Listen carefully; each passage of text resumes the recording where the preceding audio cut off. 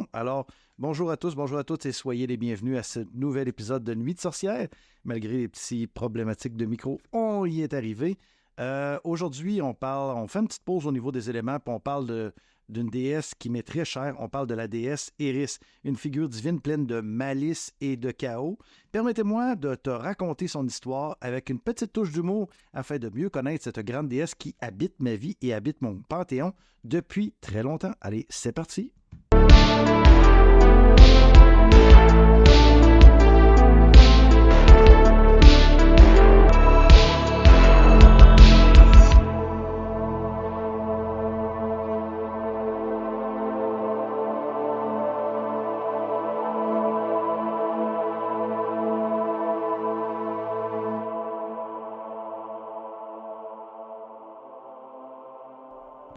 Oui, la déesse Eris, appelée aussi Discordia chez les Romains ou les Grecs. Il était une fois dans l'antique mythologie grecque une déesse nommée Eris.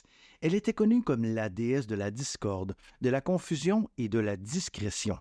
Mais ne te méprends pas, elle n'était pas une déesse méchante. Elle aimait simplement semer le trouble et rendre le chaos un peu plus intéressant. Un jour, lors d'un grand banquet des dieux sur l'Olympe, Eris avait été exclue de l'invitation. Peut-être parce qu'elle semait un petit peu le trouble. Elle se sentait terriblement offensée et décida de se venger en créant une petite pomme dorée. Sur cette pomme étaient inscrits les mots « à la plus belle ». Eris savait très bien que cette pomme allait semer la discorde parmi les déesses. Voilà pourquoi on l'appelle aussi Discordia. Il y a un lien là. Et c'est ainsi que la fameuse querelle de la pomme éclata entre les trois déesses les plus belles de l'Olympe, soit Aphrodite, Athéna et Héra. Chacune d'entre elles revendiquait la pomme comme étant destinée à sa propre beauté. La situation devient si explosive que même Zeus, le roi des dieux, ne put résoudre ce conflit. Finalement, il fut décidé que le beau Paris, prince de Troie, serait le juge de cette affaire délicate. Les déesses tentèrent de le corrompre avec des cadeaux et des promesses, mais Eris était là, riant dans l'ombre. Paris, pleine de sagesse, finit par donner la pomme à Aphrodite, qui lui avait promis l'amour de la femme la plus belle du monde, soit Hélène de Sparte. Cela déclencha évidemment la guerre de Troie, mais ceci est une autre histoire. Revenons à Eris et ses invocations.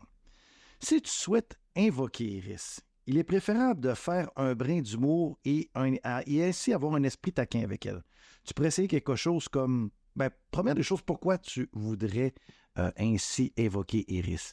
Peut-être pour mettre un peu d'ordre dans ta vie, parce que par le chaos naît l'ordre tout de suite après, ou tout simplement parce que tu as besoin de choses intéressantes dans ta vie, tu as le goût de brasser un petit peu l'ordre établi. Mais je vais te parler un petit peu plus loin comment moi, quelle est mon interrelation avec Eris, et tu vas comprendre pourquoi pour certaines personnes, il est important d'invoquer Eris et d'être avec elle en bons termes. Bon, tu pourrais essayer quelque chose comme « Ô déesse Eris, toi qui apportes le chaos et la folie, je t'invite à semer un peu de rire dans ma vie. Puisses-tu éliminer ma journée de tes farces divines et me rendre mes ennemis perplexes. » En ce qui concerne les célébrations ou les honneurs en l'honneur d'Eris, elles sont souvent teintées d'ironie et de jeu. Les adeptes d'Eris organisent parfois des fêtes appelées les noces de la pomme, où les invités sont invités à se déguiser en déesse et à rivaliser pour être couronnés la plus belle de la soirée. C'est une façon amusante de rendre hommage à la déesse de la discorde. On voit aussi dans ce principe un peu celui des bals de finissant où on va élire la plus belle étant la reine du lycée, la reine du collège. Tout ça est un peu dérivé de cette histoire avec Paris, Héra et la pomme, donc qui nous vient d'un temps immémorial assez loin, merci. Mais tout ça est resté dans la culture populaire et resté dans le mental de notre ADN. Enfin, parlons de quelques rituels pour s'accorder les bonnes grâces d'Eris. Tout d'abord, tu pourrais préparer un autel avec des objets chaotiques tels que des dés, parce que les dés, c'est le hasard, des confettis, des miroirs brisés et bien sûr une pomme dorée qui est, à mon avis, la plus grande marque de dévotion que tu peux avoir pour Eris. Tu peux ensuite allumer une bougie, idéalement noire, mais elle peut aussi être bleu marin. Ben, si tu n'as ni une ni l'autre, une blanche fait bien le travail. Souvent, je remplace les bougies de couleur par une bougie blanche sur laquelle je vais inscrire mon intention, comme si j'écrirais à Eris ou quelque chose comme ça. Donc, tu peux allumer cette bougie et réciter une prière drôle ou une petite plaisanterie en l'honneur d'Eris. N'oublie pas d'inclure une offrande de quelque chose de délicieusement désordonné, comme un gâteau à la crème renversée ou un pot de confiture renversé, ou même une tarte tatin, n'est-ce pas? Iris apprécie les gestes inattendus et les surprises désordonnées. Quand on parle de surprises désordonnées, une bonne façon. Ben alors, pourquoi est-ce qu'on voudrait avoir les bonnes grâces d'Iris? Bon, on veut les bonnes grâces d'Iris dans notre vie, en tout cas pour ma part, pour pouvoir m'aider à progresser dans ce chemin de vie, OK? Puis Iris a plus d'un tour dans son sac et c'est elle qui nous permet de sortir de notre nous, notre masque social, pour se rendre vraiment dans notre masque intérieur réel. Parce qu'en nous sommeille tous un peu de chaos, parce que nous sommes des enfants du chaos.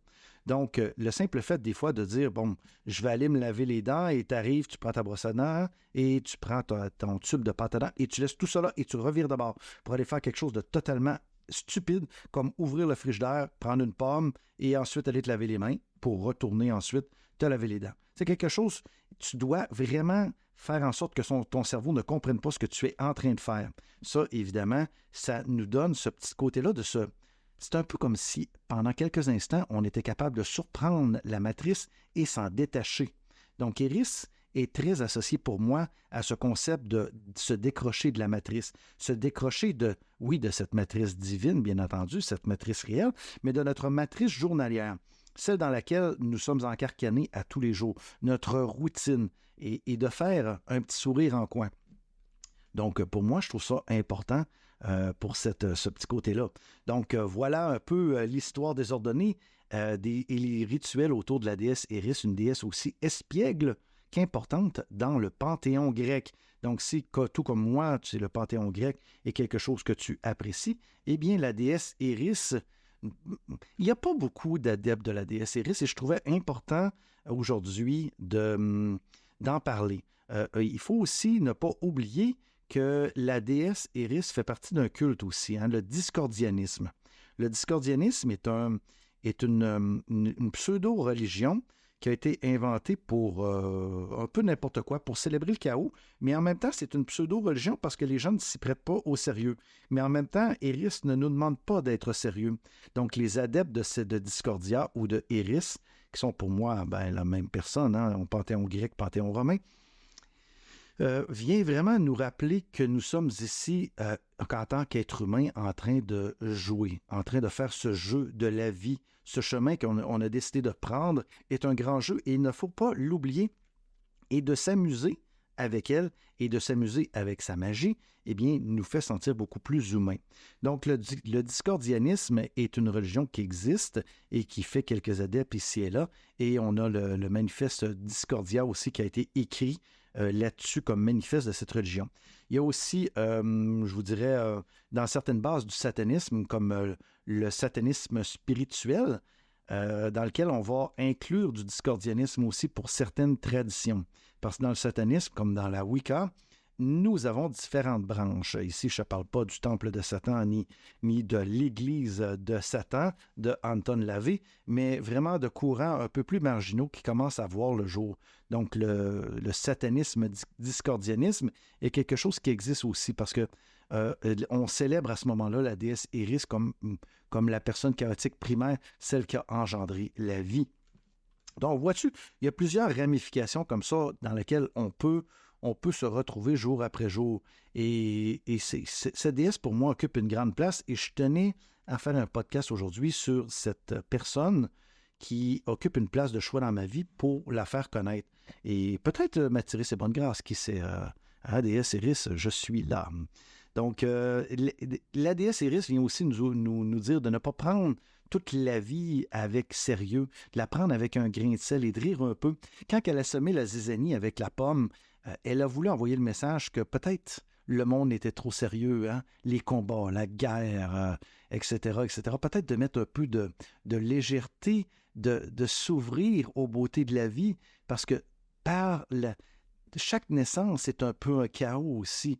Naître un enfant se fait un peu dans... Oui, maintenant, c'est contrôlé dans les hôpitaux, mais c'est un peu le chaos au niveau de notre corps, du corps humain de la femme.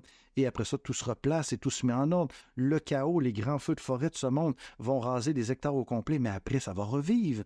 Il va y avoir une nouvelle forêt qui va prendre son envol. Donc, le chaos, c'est juste, si on prend la théorie scientifique de la création de ce monde, eh bien, ça s'est fait par le chaos, le Big Bang.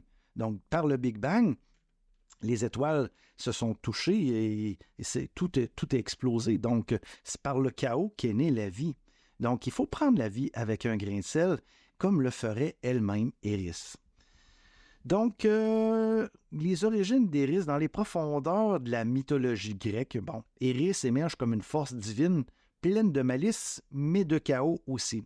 C'est la fille de Nyx, la déesse primordiale de la nuit, et d'Éreb, la personnification des ténèbres. Et ici, on va voir en Éreb la figure de Satan par les satanistes discordiens. Okay? On va vraiment superposer les ténèbres par Satan et la déesse primordiale de la nuit, qui est un peu, qui est toujours là, qui est Nyx, mais Nyx étant Eris, qui est à son apogée. Bref, c'est un peu compliqué, mais dans le fond, il y aurait Eris et il y aurait Satan, et qui aurait créé le monde. C'est un peu complexe à comprendre, et on sort du judaïsme et du christianisme et même de l'islam. On ne parle pas de grande religion ici, on tombe dans les rouages de religions qui sont plus émergentes, si je puis dire. Donc, c'est Éreb est la personnification des ténèbres, et Eris est née au sein des ombres. Et ça, c'est important ici, parce que souvent, puis elle est elle-même une ombre. Ça, c'est très important. Eris va se cacher dans les ombres, va apparaître aussi sous la forme d'ombre. Et ça, c'est assez essentiel à comprendre. Puis souvent, j'entends des gens dire « Bon, moi, je suis un gardien de la lumière, un combattant de la lumière, etc., etc. Moi, je suis pour la lumière, je suis pas pour l'ombre. » Bon, ben, à prime abord, s'il n'y a pas d'ombre, il n'y a pas de lumière. Hein? Dans la dualité, c'est le yin et le yang. Et il n'y a personne dans les hautes sphères qui a dit que tout devait être éclairé. Hein? L'ombre a aussi son importance. Moi, je vois mal les gens dormir la nuit avec une lumière de 300 volts au-dessus de leur tête. Là. On va griller. Là. Ça n'a aucun sens. On se repose comment? On se repose où? On se repose dans le noir, on se repose dans la nuit, dans les ténèbres. Nous redevenons cette personne primaire au sens de l'ADN très, très petit, subatomique que nous avons été à la base de tout. Donc, c'est pour ça que pour moi, de dire « moi, je ne suis que pour la lumière, je ne travaille pas pour l'ombre », bien, c'est un peu manquer la moitié de sa vie, hein? Parce que oui, nous sommes lumière, mais si vous, présentement, vous regardez sous vos pieds, vous allez vous voir en forme d'ombre. Donc, l'ombre est essentielle à la vie, comme la lumière l'est tout autant. Et cette dualité du yin et yang a eu raison d'être, et ce n'est pas pour tout tasser d'un côté et garder simplement l'autre. Bon. Donc, dès le début, elle était destinée, cette chère Eris, à semer la discorde et à apporter un peu de confusion dans le monde divin. Parce qu'il faut se rappeler que à cette époque où les dieux étaient omniprésents sur la terre, eh bien, même les êtres humains étaient encarcanés dans une matrice très, très stricte qui les empêchait peut-être de voir certains côtés de la vie, c'est-à-dire de voir le côté plus léger. Hein. Tout était lourd à l'époque. Aller faire les cultures, aller s'occuper de la famille, aller combattre pour notre ville, notre roi. Toutes des choses qu'on ne voulait pas nécessairement faire. Aller mourir sur un champ de bataille pour un roi fou. Mais bon, rendu là, Eris, son petit côté était versus ça, d'amener un peu de légèreté. Mais Eris, étrangement, n'a jamais eu énormément d'adeptes.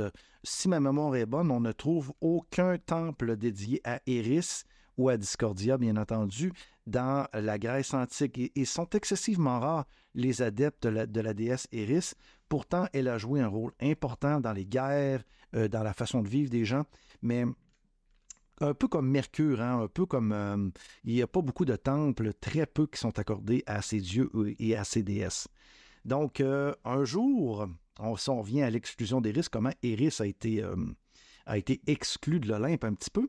C'est qu'un jour, dans un grand banquet des dieux et organisé par l'Olympe, la demeure des dieux grecs, Tous les dieux et déesses recevaient une invitation, comme j'ai dit tantôt, sauf Eris. Bon, se sentant offensée, elle a décidé de se venger et on connaît la suite à ce niveau-là. Donc, ça a amené évidemment à la guerre de Troie. Eris, en tant que déesse de la discorde, ne se limite cependant pas à la querelle de la pomme. Elle aime semer le chaos de manière subtile et hilarante. Hilarante, il faut s'amuser dans la vie. Il ne faut pas prendre le chaos comme étant quelque chose de subtilement négatif. Des fois, ça peut être juste agréable d'échapper des trucs et de partir à rire en se disant « Mon Dieu, que j'ai été maladroit » ou des fois, ça fait du bien de rire, d'avoir un peu d'autodérision. De nombreuses histoires racontent ces farces divines, comme le jour où elle a remplacé le fruit de Dionysos par des raisins acides, ou lorsqu'elle a fait disparaître les sandales d'Hermès. Bon, c'est Hermès, c'est Mercure en fait, donc il ne pouvait pas livrer ses messages aux autres dieux parce qu'il n'y avait plus ses sandales ailées. Donc, ces récits témoignent de l'esprit espiègle et taquin d'Eris.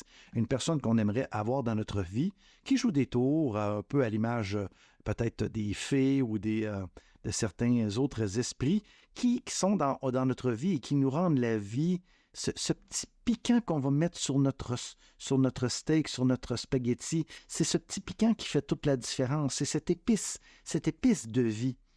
Donc, comme j'ai dit tantôt, pour évoquer Eris, je ne sais pas, je l'ai nommé celle-là comme une invocation courante, qui est quand même assez courante. C'est toi, c'est ô déesse Eris, toi qui apportes le chaos et la folie. Je t'invite à semer un peu de rire dans ma vie. Puisses-tu éliminer ma journée de tes farces divines et rendre mes ennemis perplexes? Ben oui, je l'avais lu tantôt, mais bon, je trouve ça important de la relire parce que ça nous montre à quel point dans cette vision de la vie qu'a Eris, on a besoin de s'amuser. Des fois, on se prend trop au sérieux dans la vie. On est au travail, on se prend très, très au sérieux. Mais en fait, écoutez, il faut être heureux, il faut prendre le temps pour pouvoir célébrer chaque moment de ce temps qui nous est accordé. Donc, pour moi, ça a une importance qui est incroyablement pas importante, je me répète, mais bon, oui, c'est essentiel. Les adeptes d'Eris célèbrent la déesse de manière ludique et ironique. L'une des festivités la plus connue, c'est la noce de la pomme, comme je t'ai dit tantôt. Donc, ces célébrations rendent hommage au jeu divin que Eris a fait elle-même pour rendre cette vie meilleure et plus agréable. C'est aussi une déesse qui vient nous parler du lâcher-prise. Et ça, c'est crucial. Le lâcher-prise, même dans la loi de l'attraction, ceux qui la pratiquent vont comprendre qu'on doit, à un moment ou à un autre, lâcher prise pour pouvoir faire en sorte que le flot divin puisse éclater dans notre vie tous les jours. Donc, elle ne se contente pas comme déesse, on ne doit pas juste se contenter d'embrasser le chaos, mais on doit l'embrasser de manière productive. On peut également visualiser Eris en train de semer des graines de créativité, d'inspiration dans l'esprit des gens autour de nous. Ça, évidemment, ça va encourager la manière de pensée constructive, non conventionnelle et trouver des solutions innovantes. Ça peut être intéressant lorsque nous sommes attablés pour essayer de trouver des solutions à une problématique au boulot ou ailleurs. Eh bien, en voyant Eris passer derrière chacun des gens en semant des petites graines comme ça mérite le test, c'est une déesse surprenante, je vous le dis. Donc, les enseignements d'Eris, au-delà de sa nature taquine et espiègle, Eris offre également des enseignements profonds. Elle nous rappelle l'importance de se lâcher prise, dont je viens de te parler, de ce besoin de contrôle et de se laisser guider par l'imprévisibilité de la vie. Elle nous montre que le chaos peut être une force créatrice et nous encourage à embrasser les changements et les défis avec un esprit ouvert. Eris nous enseigne également l'importance de l'humour et de ne pas prendre les choses trop au sérieux. Elle nous rappelle que rire dans des situations chaotiques peut nous permettre de gagner en légèreté et de trouver des solutions créatives. Elle nous invite à avoir de l'humour comme un outil et à voir l'humour comme un outil précieux pour affronter les difficultés de la vie. Et ça, je me répète, mais c'est crucial. Si nous sommes capables de rentrer ça dans notre bagage de vie, eh bien, la vie devient soudainement beaucoup plus belle et beaucoup plus agréable. Au-delà du récit de la pomme, on trouve une histoire célèbre dans la création du monde. Selon la légende, lorsque le monde était encore jeune et vide, Eris a semé les graines du chaos et de la diversité. Ces graines ont germé et ont donné naissance à toutes les formes de vie et de créativité qui peuplent maintenant notre si belle planète.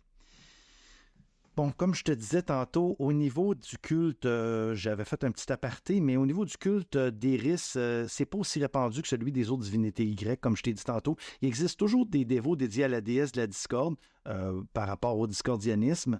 Ces dévots trouvent inspiration et guidance dans les enseignements et les principes qu'Iris elle-même est venue nous incorporer. Donc, ce petit côté taquin, ce petit côté espiègle dans la vie de tous les jours fait en sorte que nous reconnaissons la vie comme étant une beauté, mais aussi une expérience chaotique qui est quand même futile de chercher à tout vouloir contrôler. Au lieu de cela, ils embrassent l'imprévisible. Et bon boy, j'ai la langue qui fauche beaucoup aujourd'hui, j'en suis désolé. Ça fait partie de la vie, n'est-ce pas? Ils pratiquent l'art de la spontanéité et du lâcher-prise. Tu vois, je lâche prise quand je mâche mes mots. Là. Je me dis, écoute, on mange tous nos mots à un moment ou à un autre, et puis, eh bien, ça fait juste nous rendre plus humains, n'est-ce pas? Donc, les rituels dédiés à Iris, j'en ai parlé tantôt par rapport à l'humour. Bon, au niveau de l'héritage que dans la culture populaire, bon, l'influence de l'Iris ne se matérialise pas que dans la mythologie grecque. Hein. On la voit dans la culture populaire, on la voit dans certains livres, certaines émissions aussi de télévision. Je sais on l'a vu dans Hercule, que ce soit la bande dessinée Hercule ou encore Hercule The Legendary Journey des années 90, ou aussi je crois qu'elle fait une apparition dans Xena, toujours dans les années 90. Il y a des œuvres littéraires qui parlent d'elle, comme Le Jardin des délices de Jérôme Bosch, Le Fou et l'Assassin de Robert Hobb et Le Vent dans les saules de Kenneth Graham, qui capture l'essence de l'esprit d'Iris et explore les thèmes de la discorde et de l'imprévisibilité. Dans l'univers du cinéma, eh bien, il y a des personnages comme le Joker de Batman qui incarne un peu ce côté de Iris et le chat dans Alice au Pays des Merveilles, qui sont des bons exemples de ce petit côté espiègle et de la nature imprévisible de l'énergie de la déesse. L'esprit d'Iris, comme je t'ai dit tantôt, peut être appliqué dans le monde des affaires. Les entrepreneurs, les innovateurs qui embrassent le chaos et la créativité peuvent trouver des nouvelles opportunités et résoudre des problèmes de manière assez inattendue. L'approche d'Iris encourage les entreprises à sortir des sentiers battus. Tu sais, souvent quand on dit « il faut sortir, penser out of the box », c'est un peu le principe qu'Iris met à notre disposition. Il faut vraiment prendre du recul et imaginer toutes sortes de scénarios les plus étranges les uns que les autres. Et souvent, on va faire « ah, ben c'est pas fou ça comme idée ». Donc, ça peut inspirer les leaders, évidemment, à adopter une mentalité ouverte face au changement et s'adapter ainsi rapidement aux défis du marché. Les entreprises qui embrassent l'énergie d'Iris peuvent créer une culture d'innovation et de collaboration où les employés sont encouragés à exprimer leurs idées les plus folles pour en trouver des nouvelles perspectives. Donc maintenant, pour ma part, là je te parle de moi, je vais te dire ce que moi j'en pense. Bon, pour ma part, la déesse Iris fait partie de mes croyances polythéistes et elle a une place toute spéciale dans mon panthéon. Elle est pour moi la mère créatrice car nous provenons tous du chaos primaire universel. Je la vois comme une enseignante qui vient parler lorsque tout semble aller tout croche. Parfois, elle me dit « Souris et rien un bon coup. Je veux voir si tu vas être capable malgré cette situation. » Exemple, je transporte des livres, j'échappe mes livres, les pages du livre s'en vont à gauche, à droite, au vent. Eh bien, de juste prendre 2 minutes et dire « Ça, je fais ça souvent. Elle est bonne, elle est vraiment drôle. Merci, merci, merci. » Dans ce temps-là, moi, c'est l'attitude que j'adopte. Et puis, soudainement, je ne sais pas pourquoi, on dirait que j'imagine Iris qui sort de nulle part et qui me fait un clin d'œil et qui me dit « Ah, c'est bien, tu as compris. » Mais dans mon cœur et mon âme, elle est beaucoup plus que ça. C'est aussi la gardienne du mana, du chi, la dispensatrice du flot énergétique qui me permet de réaliser mes rituels et mes sortilèges. C'est celle qui m'octroie la puissance et qui me connecte à ce monde et à celui du monde réel. Avec elle, rien n'est vrai et tout est possible. Et ça, cette maxime-là est pour moi excessivement importante. Rien n'est vrai, tout est possible. Parce que ça rend hommage à notre quotidien, à exploiter notre vie de manière un peu ludique, un peu fofolle, et ça rend hommage à sa grandeur et à son amour pour nous. Mais je reviendrai à cette phrase probablement dans un autre podcast où nous allons parler vraiment de ce côté-là de rien n'est vrai, donc tout est possible. C'est un peu aussi la phrase chérie des adeptes du discordianisme.